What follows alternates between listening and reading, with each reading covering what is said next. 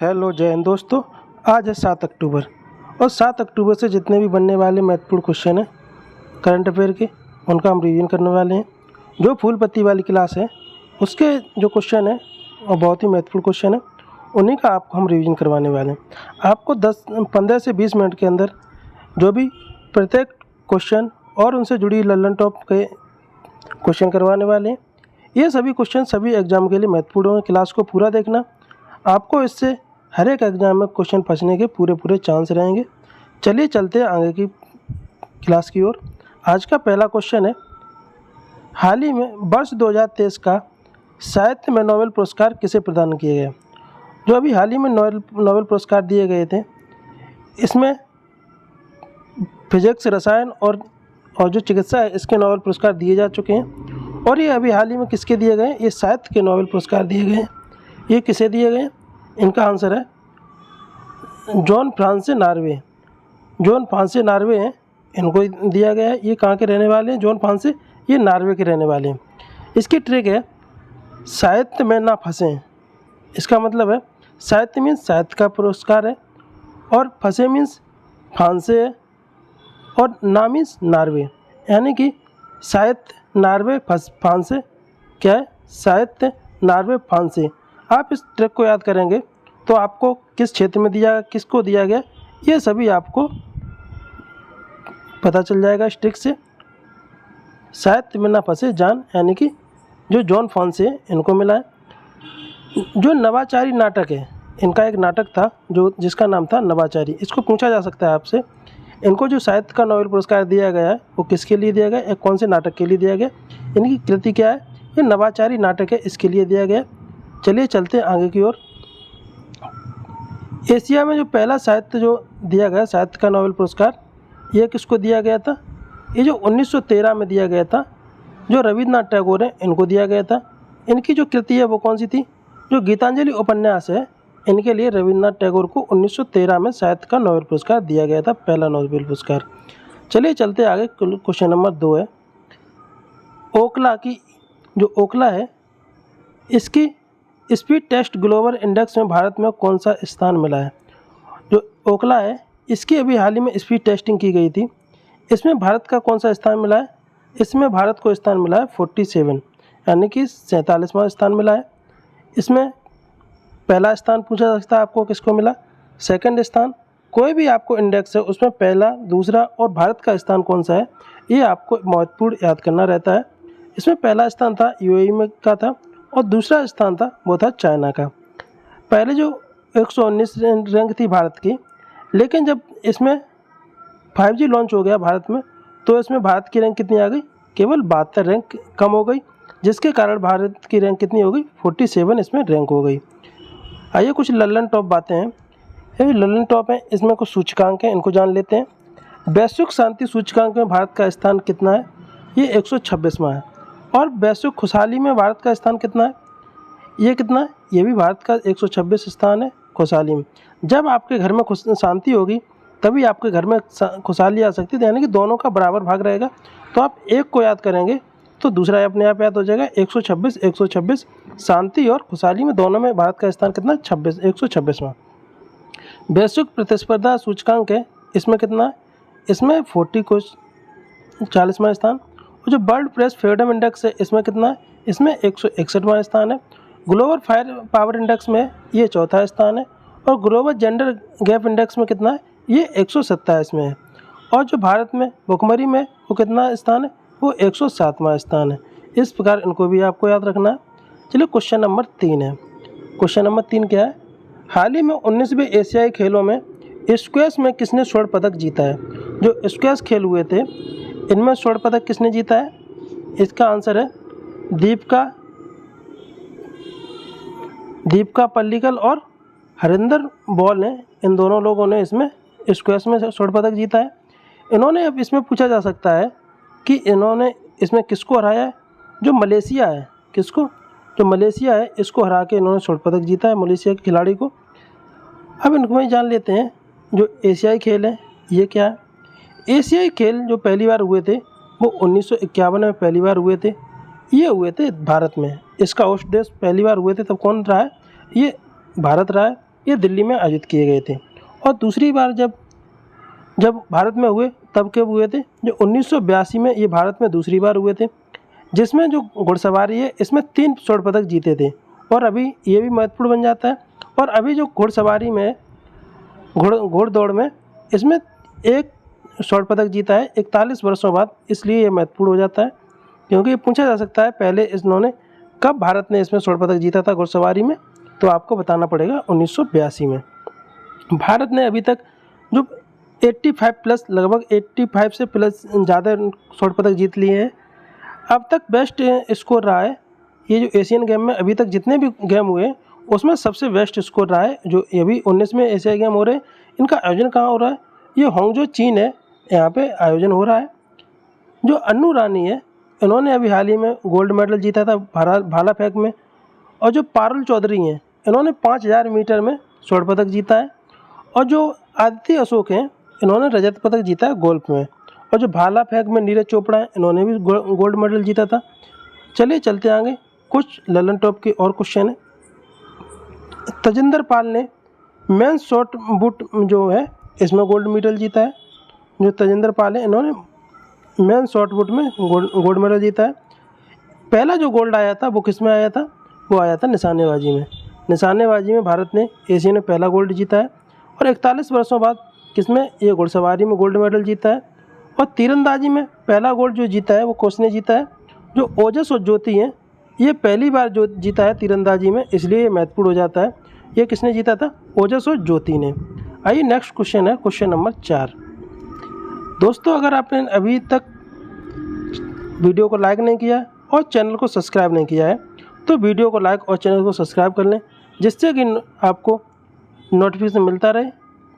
Question number 4 है, हाल ही में Tata literature life time achievement पुरस्कार 2023 किसे प्रदान किया गया।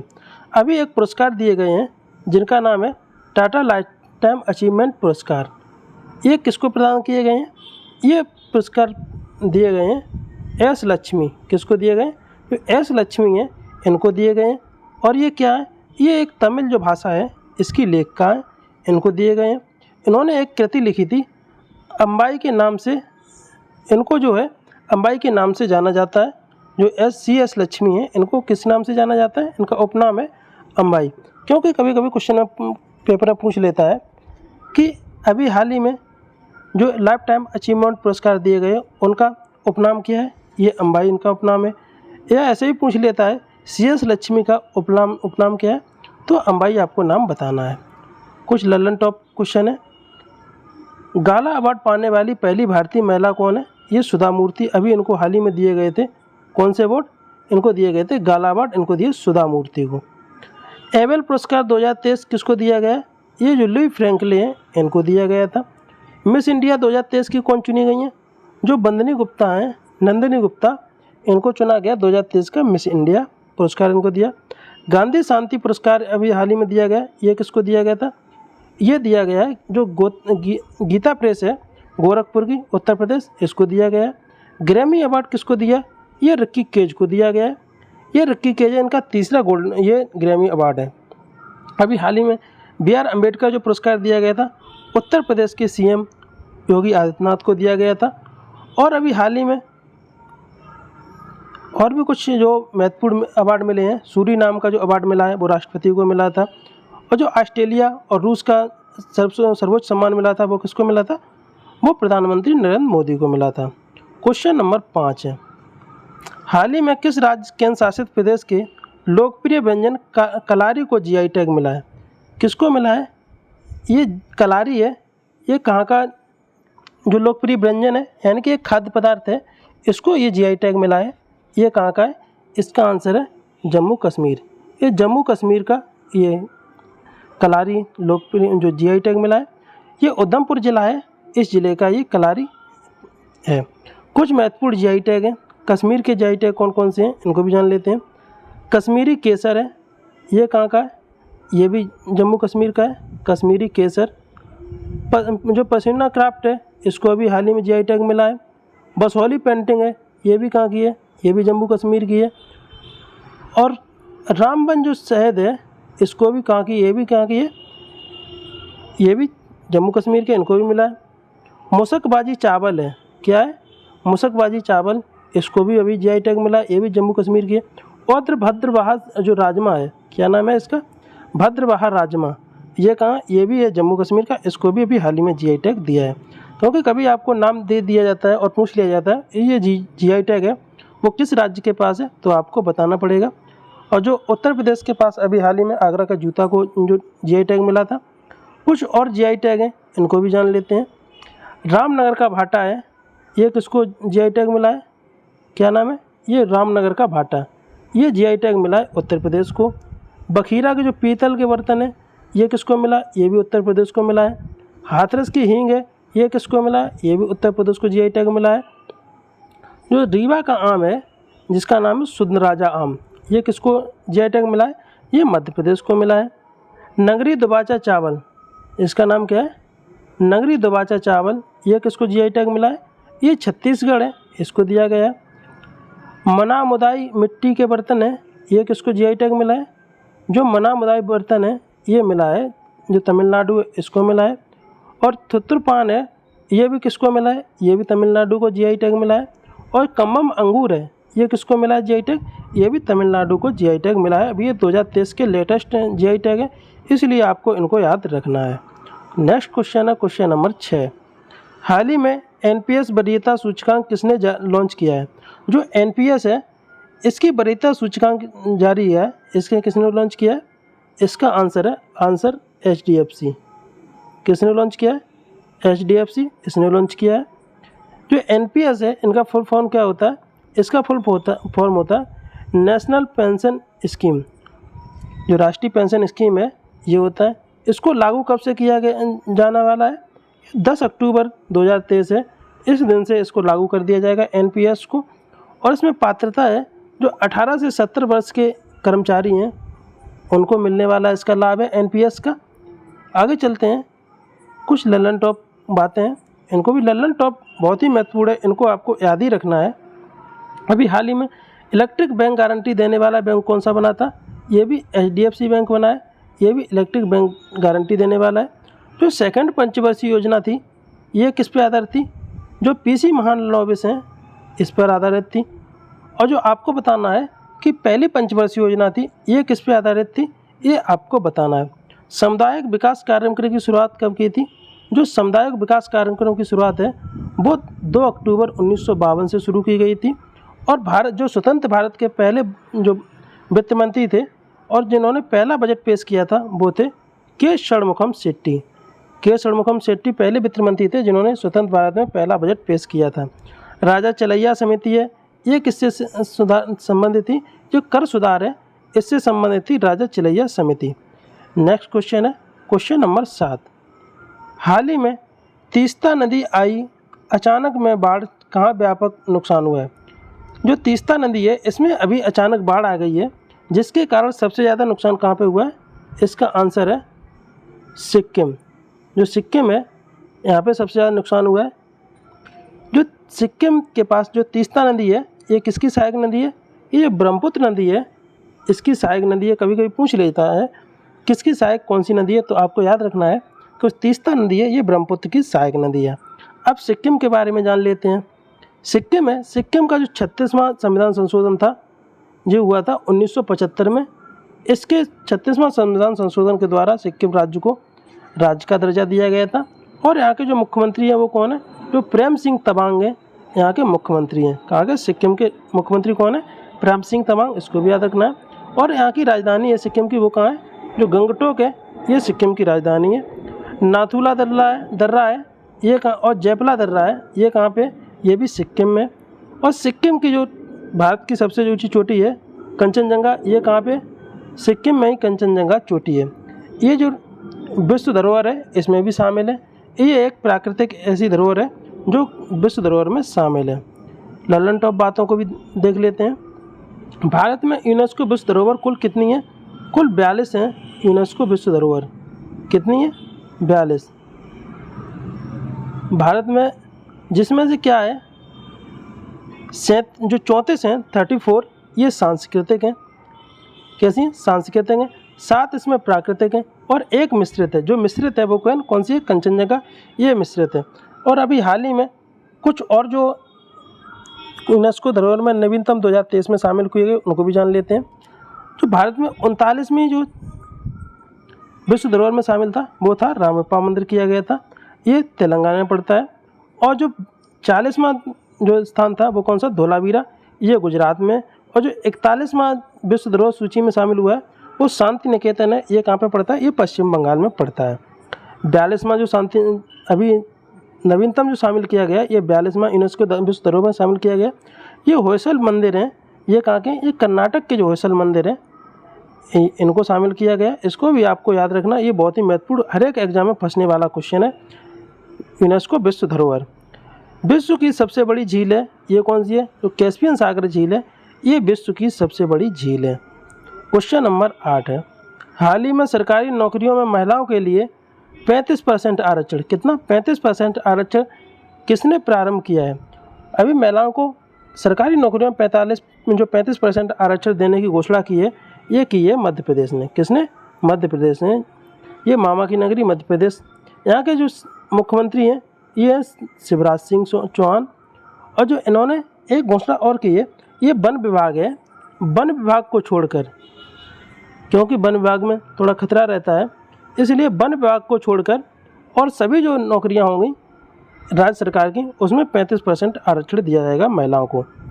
तो ललन टॉप भी जान लेते हैं। पैसा एक्ट अभी हाल ही में लागू किया था, ये किसने लागू किया था, ये जो REC 2022 में है इसको मध्य प्रदेश ने लागू किया था पैसा एक्ट। EWS को 10% आरक्षण दिया गया था, ये किसके तहत दिया गया था, जो 103वां संविधान संशोधन था इसके तहत जो EWS को 10% आरक्षण दिया गया था। अभी हाल ही में लाडली बहन आवास योजना, ये किसने शुरू किया था, ये भी मध्य प्रदेश ने शुरू किया गया था। और वुमेन रिजर्वेशन बिल अभी हाल ही में संसद में पास हुआ है। इसमें कुल सीटें हैं राज्यसभा, लोकसभा और दिल्ली विधानसभा, इसके 33% आरक्षण देने की बात कही है।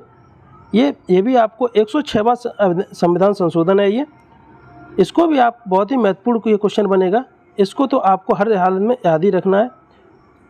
और क्या, अभी मध्य प्रदेश में यूनिटी मॉल खोला गया है, ये कहाँ पे, इंदौर में खोला गया। और 10 लाख से अधिक आबादी वाले स्वच्छता सर्वेक्षण का रिपोर्ट आई थी, जिसमें पहले नंबर पे इंदौर मध्य प्रदेश का रहा है। अभी सेकंड जो ग्रीन बॉन्ड जारी किया था वो भी इंदौर मध्य प्रदेश ने जारी किया था। और पहला जो ग्रीन बॉन्ड जारी किया था वो किसने जारी किया था, वो गाजियाबाद उत्तर प्रदेश ने किया था। इस प्रकार ये आपको एक क्वेश्चन याद रखते हैं, तो उससे अगर कोई भी राज्य जाता है तो उससे बहुत क्वेश्चन होते हैं, उनको आप एक साथ रिवाइज करेंगे तो याद रहेंगे आपको। आइए चलते हैं, क्वेश्चन नंबर 9 है, 2 दिवसीय नीव लिटरेचर फेस्टिवल कहाँ मनाया गया। ये कौन सा है, नीव लिटरेचर फेस्टिवल है, ये मनाया गया, ये कहाँ पे मनाया गया, ये मनाया गया बेंगलुरु कर्नाटक में, कर्नाटक में मनाया गया है। कहाँ पे, कर्नाटक में मनाया गया। अब इसकी थीम आपसे पूछी जा सकती है, इसकी थीम क्या है, इसकी थीम है बिना कहानी के बचपन संभव नहीं। कोई भी बिना कहानी के बचपन संभव नहीं होता है। आप अपने दादा दादी से पहले कहानी सुनते थे, लेकिन आजकल बच्चे क्या हैं, थोड़ा एडवांस हैं, तो दादा दादी से बहुत कम, जो न्यूक्लियर फैमिली हैं आजकल, न्यूक्लियर फैमिली ज़्यादा है, तो इस वजह से दादा दादी से कहानी सुनने की नहीं मिलती है, लेकिन वो फ़ोन से ज़रूर सुनते हैं। तो इसकी थीम है बिना कहानी के बचपन संभव नहीं है।